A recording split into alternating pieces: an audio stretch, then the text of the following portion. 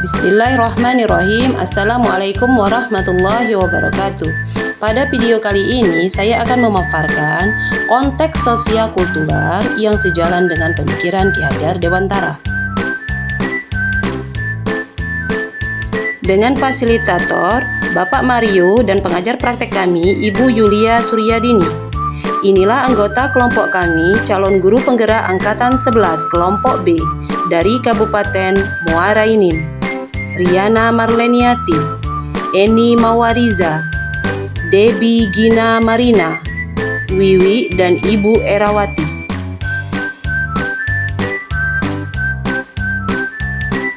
Pada video kali ini kami mengambil tema tentang nugal atau menanam padi darat. Nugal adalah kegiatan menanam padi, jagung dan kacang-kacangan di ladang yang dilakukan secara gotong royong oleh masyarakat dan keluarga terdekat. Nugal merupakan salah satu tradisi sebelum membuat kebun dengan cara menanam padi darat atau padi yang tidak memerlukan perairan dan hanya mengandalkan turunnya air hujan. Biasanya nugal dilakukan saat memasuki musim penghujan dan merupakan tradisi gotong royong masyarakat turun-temurun. Banyak tradisi yang dimiliki oleh bangsa Indonesia, bahkan tidak sedikit pula tradisi tersebut yang tergolong unik, salah satunya tradisi nugal. Tradisi nugal ini juga dapat menimbulkan solidaritas atau kebersamaan. Pada kenyataannya merupakan kebudayaan yang unik karena memiliki makna filosofi kebersamaan dan kekeluargaan. Nugal merupakan tradisi turun-temurun masyarakat setempat yang dilakukan setelah beberapa hari lahan telah selesai dibersihkan dengan cara dibakar. Maka tidak heran jika menjelang musim tanam tanaman sering terjadi pembakaran kebun dengan tujuan membersihkan sampah-sampah pada lahan yang akan ditanami. Tanaman yang akan ditanam pada tradisi nugal ini seperti tanaman padi di lahan kering atau juga jagung ataupun juga kacang-kacangan. Bagi pemilik lahan, ladang berkewajiban menyediakan bibit dan makanan serta minuman tersebut bagi pekerja nugal. Kegiatan nugal dilakukan dengan memakai sebatang kayu ataupun tongkat yang dibawanya ditajam atau dilancipkan yang berfungsi untuk membuat lubang dengan cara menuja bagian dari tanah yang akan ditanam tanaman tersebut.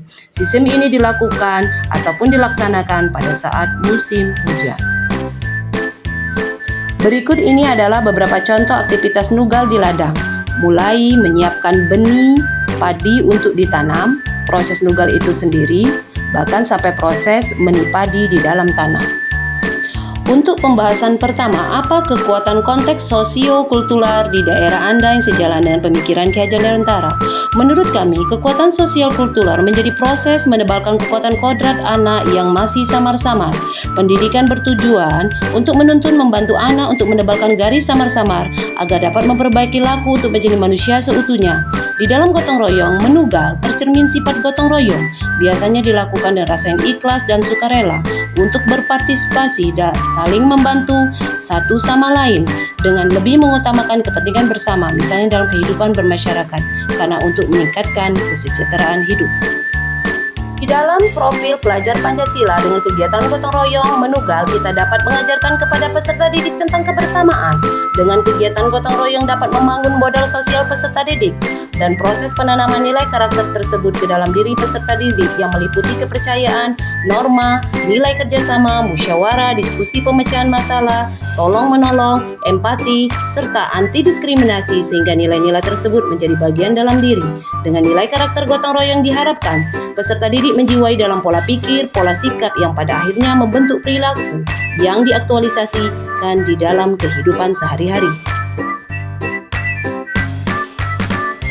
Untuk pembahasan kedua, bagaimana pemikiran Ki Hajar Dewantara dapat dikontekstualkan sesuai dengan nilai-nilai luhur kearifan daerah asal yang relevan menjadi penguatan karakter murid sebagai individu sekaligus sebagai anggota masyarakat pada konteks lokal sosial budaya di daerah Anda.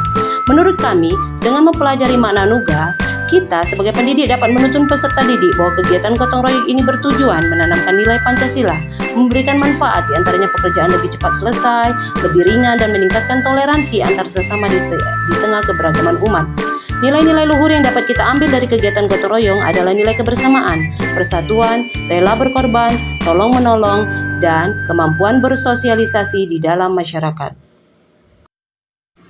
Untuk pembahasan yang ketiga, sepakati pemikiran Ki Hajar Dewantara yang menebalkan laku murid di kelas atau sekolah Anda sesuai dengan konteks lokal, sosial, budaya di daerah Anda yang dapat kita terapkan.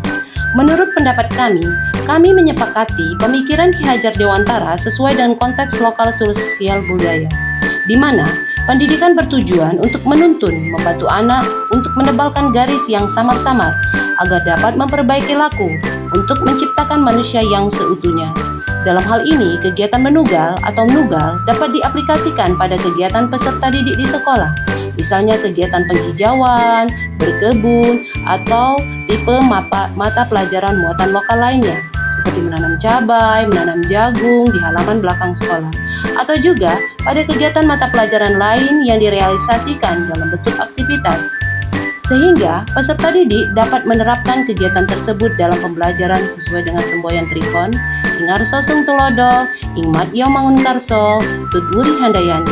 Guru memberikan teladan seperti mencontohkan cara menugal, bercocok tanam yang baik, serta mendorong peserta didik untuk mengikuti kegiatan tersebut, memotivasi, serta memberikan semangat agar kegiatan tersebut terlaksana dengan baik.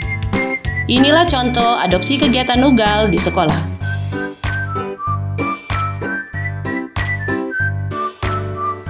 Di akhir pembahasan materi kali ini, kami dapat menyimpulkan bahwa menurut Ki Hajar Dewantara, bahwa tujuan pendidikan adalah menuntun segala kodrat yang ada pada anak-anak agar mereka dapat mencapai keselamatan, kebahagiaan yang setinggi-tingginya, baik sebagai manusia maupun sebagai anggota masyarakat.